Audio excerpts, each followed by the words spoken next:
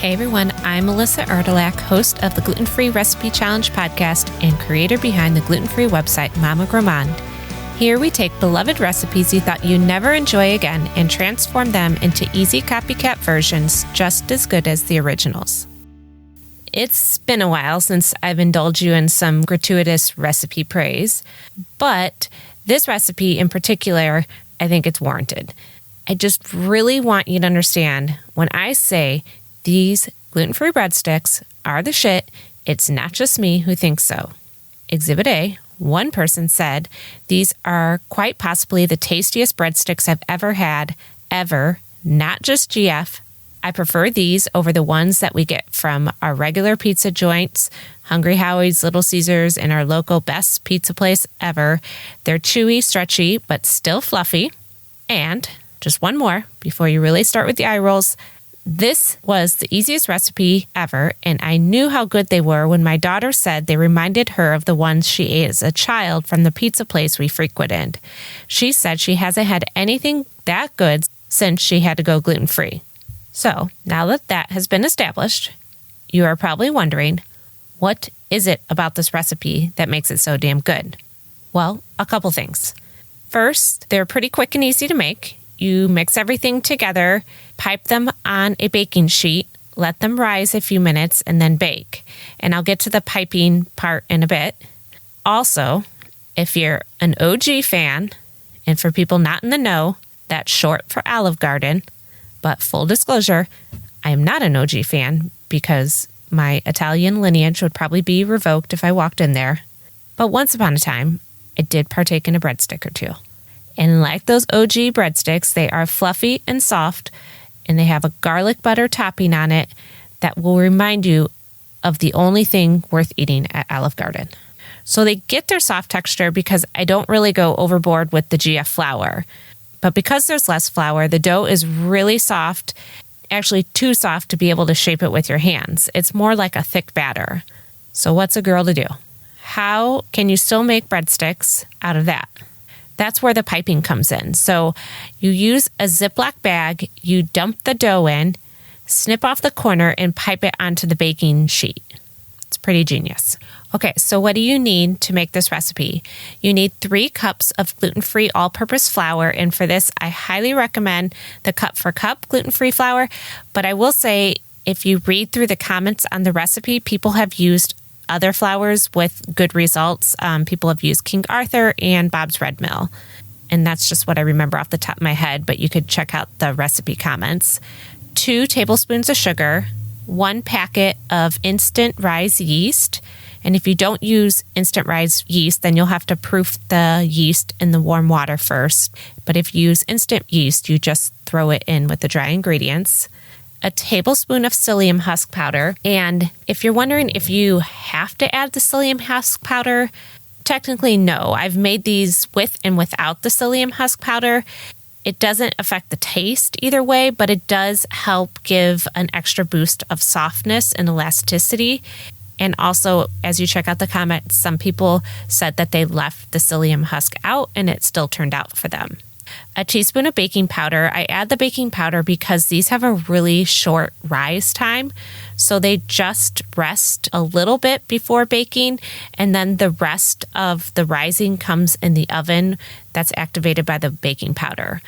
A teaspoon of salt, 1.5 cups of warm water, 2 eggs that should be room temperature, and then 1/4 cup of olive oil. And then for the Parmesan topping, that is a little bit of melted butter with grated Parmesan, garlic powder, kosher salt, and Italian seasoning. And I will circle back to that and tell you how you can make that dairy-free. So to make the recipe, you use a stand mixer with a paddle attachment, and you mix together 3 cups of gluten-free flour, 2 tablespoons of sugar, 1 packet of the instant rise yeast, 1 tablespoon of psyllium husk powder, 1 teaspoon of baking powder, and 1 teaspoon of salt. Once that's mixed together, then you add in the warm water, the eggs, and the olive oil, and then just mix that on low speed until the dough comes together, which takes about a minute. Then you're going to increase the speed to medium and you're going to beat for 5 minutes. And you'll probably want to scrape down the bowl halfway through. And you just do this because it relaxes the gluten-free starches so they're not gritty, and then also aerates the batter. At this point, the batter will be slightly thick, kind of like a brownie batter. After that, line a baking sheet with parchment paper and then spray it with non-stick cooking spray. And this is when you're going to put the batter in a Ziploc bag.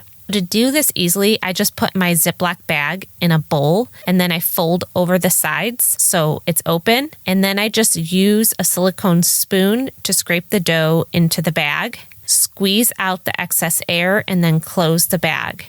After that, you're going to snip off a 1-inch corner of the bag. And the size of the corner actually makes a big difference. 1 inch doesn't seem that big, but if it's bigger than that, when you pipe it out, the breadsticks are really large. It's pretty deceiving. So you want to make sure you have a small opening so your breadsticks aren't like massive when they pipe out. Pipe out about 6-inch long breadsticks on the baking sheet, and you could pipe them out about 2 inches apart. Then you just let that pan sit in a warm, draft-free place to rise for about 15 minutes, which conveniently is about the time that it takes to preheat your oven. And preheat it to 375. Then you just bake them. They only take 15 to 17 minutes, and you want to bake them until the bottoms are lightly browned.